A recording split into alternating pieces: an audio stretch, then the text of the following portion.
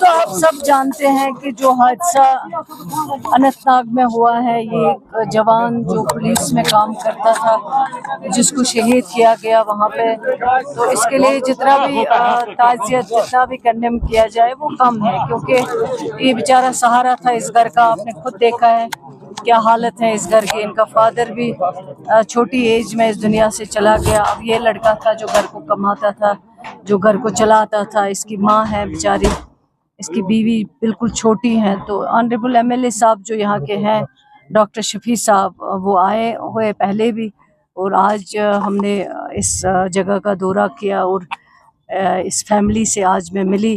तो मुझे लगता है कि जितना इसके लिए कंडेम किया जाए वो कम है, और ये एक मैं समझती हूँ कि ये चीज़ें जो है नहीं होनी चाहिए। ये बदकिस्मती है।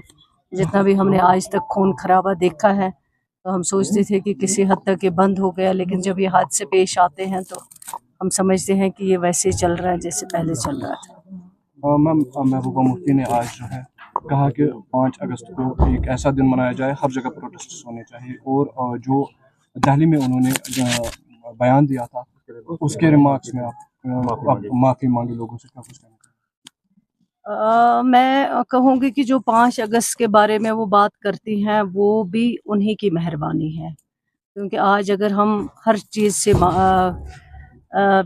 बिल्कुल हमारे पास न स्टेटहुड है, न 35 से है, न 370 है।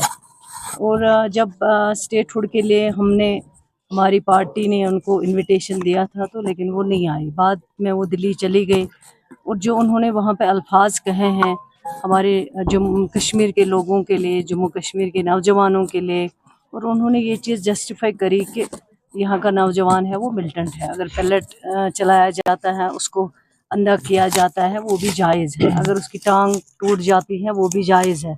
अगर उसको गोलियों से मारा जाता है, भून दिया जाता है, वो भी जायज़ है।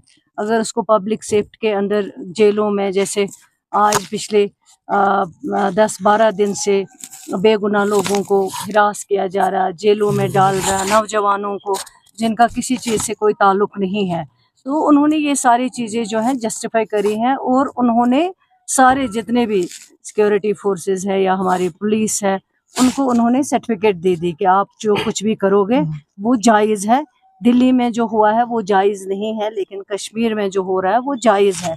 तो ये मेरे ख्याल से एक्स चीफ मिनिस्टर साहिबा है, वो इस तरह के बयानात, इस तरह का स्टेटमेंट जो है, मैं समझती हूँ ये यहाँ के लोगों की बदकिस्मती है।